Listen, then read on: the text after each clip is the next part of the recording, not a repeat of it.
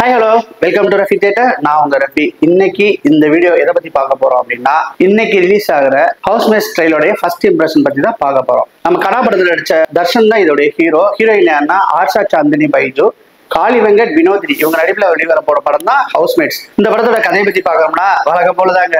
சின்ன வயசுல இருந்து பார்த்தாச்சு, 13ஆம் நம்பர் வீட்டுல இருந்து பார்த்தாச்சு, ஷாக்கு பார்த்தாச்சு, காஞ்சனா பார்த்தாச்சு. ஒரு வீட்டுக்குள்ள போறாங்க, வீட்டுக்கு போன பின்னாடி அங்க ஒரு அமானுஷ்ய சக்தி இருக்குது. அதை எப்படி இவங்க ஃபேஸ் பண்ணாங்க, அந்த பேய் என்னெல்லாம் குத்தாட்டம் போட்டுச்சு, கொலையாட்டம் போட்டுச்சுங்கிறத காமிக்கிறது இந்த படத்தோட கதை மாதிரி தெரியுது.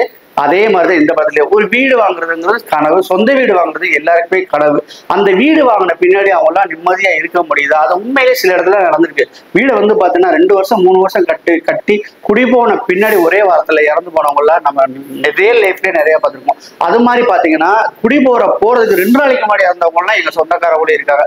இதெல்லாம் யதார்த்தமா நடக்கிறதா இருந்தாலும் சரி, இது என்ன சொல்றதுன்னா, வீடுங்கிறது ஒரு குடும்பத்துக்கு மிகப்பெரிய ஒரு பொக்கிஷம் மாதிரி போயிடுச்சு. அது சரியா அமையணுங்கிறது நம்மளுக்கு எல்லாருக்குமே ஒரு விதி மாதிரி ஆயிப்போச்சு. ஒரு வீடுனாவே அது நல்லா அமைஞ்சிருக்கணும். அப்பதான் பிளசண்டா இருக்கும், மனசுக்கு நிம்மதியா இருக்கும். அப்படிங்கிறது ஒரு வீடுங்கிறது ரொம்ப இம்பார்ட்டண்டா இருக்குது. அதுக்கு பாத்தீங்கன்னா நம்ம சரத்குமார் கூட சொல்லுவார் இல்லையா, 3BHK படத்துல வீடுங்கிறது ஒரு மரியாதை, ஒரு கௌரவம் அப்படிங்கிற மாதிரி ஒருத்தருக்கு வீடுங்கிறது அந்த வீடு உண்மையிலேயே சொல்றேன் நல்லா அமையணுங்க. அது பாத்தீங்கன்னா அந்த ஒரு லைன் வச்சு அந்த படத்தை பண்ணிருப்பாங்க போல தெரியுது.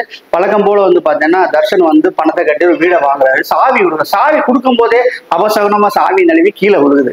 கீழே விழுந்தவனே ஆகா என்னடா அபசகுனமா நடக்குதுன்னு சொல்லிட்டு உலக நுழையிறாங்க. உலக நுழைஞ்சா அதை விட பெரிய அமானுஷ சக்தி அந்த வீட்டுக்குள்ள இருந்து ஆட்டி படைக்குது. ஆட்ட ஆரம்பிக்கலாமா அப்படின்னு சொல்லிட்டு அதுவாகவே ரத்தத்துல எழுதும் போது பாத்தீங்கன்னா நம்மளுக்கே கொஞ்சம் அல்லு கலருது. அந்த அளவுக்கு பாத்தீங்கன்னா ரொம்ப நல்லா இருக்கு. மேக்கிங்கை பொறுத்தவரை நல்லா இருக்கு. சிவகார்த்திகேயன் இந்த படத்துல ப்ரொடியூசரா இருக்காரு. அவர் இந்த படத்து மேல ரொம்ப நம்பிக்கை வச்சிருந்தாரு. அதே மாதிரி பாத்தீங்கன்னா தர்ஷன் பாத்தீங்கன்னா செம்ம ஆக்டர்.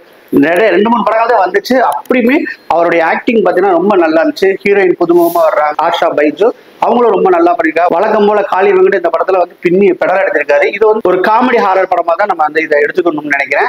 அந்த மாதிரி தான் இந்த படத்தை போகும். கண்டிப்பா பாத்தீங்கன்னா இது தியேட்டர்ல இன்னைக்கு ரிலீஸ் ஆகிற இந்த காமெடி ஹாரர் படத்தை ராஜவேல் டைரக்ட் பண்ணியிருக்கிறாரு. மியூசிக் யாருங்கன்னா ராஜேஷ் முருகேசன். நம்ம கேமரா பாத்தீங்கன்னா சதீஷ் பண்ணிருக்காப்புல. உண்மையிலேயே ரொம்ப பொருத்தமா இருக்கு.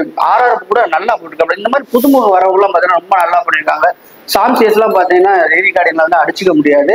ஆனா அவர் பண்ணல. ராஜேஷ் முருகேசன் இந்த படத்துக்கு பேக்ரவுண்ட் ஸ்கோர் பண்ணியிருக்காரு. மொத்தத்துல இந்த படம் பாத்தீங்கன்னா ஒரு நல்ல காமெடி ஹாரர் மூவியா தான் இருக்கும்னு நினைக்கிறேன். இந்த படம் பாத்தீங்கன்னா இன்னைக்கு தியேட்டர்ல ரிலீஸ் ஆகுது.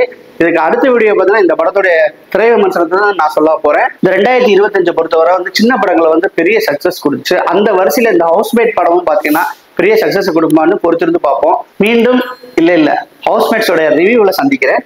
பாய். இந்த வீடியோ பிடிச்சிருந்துச்சுன்னா லைக் பண்ணுங்க, ஷேர் பண்ணுங்க, கமெண்ட் பண்ணுங்க. ரஃபி தியேட்டரை மறக்காம சப்ஸ்கிரைப் பண்ணிருங்க. பெல் பட்டனை கிளிக் பண்ணிருங்க.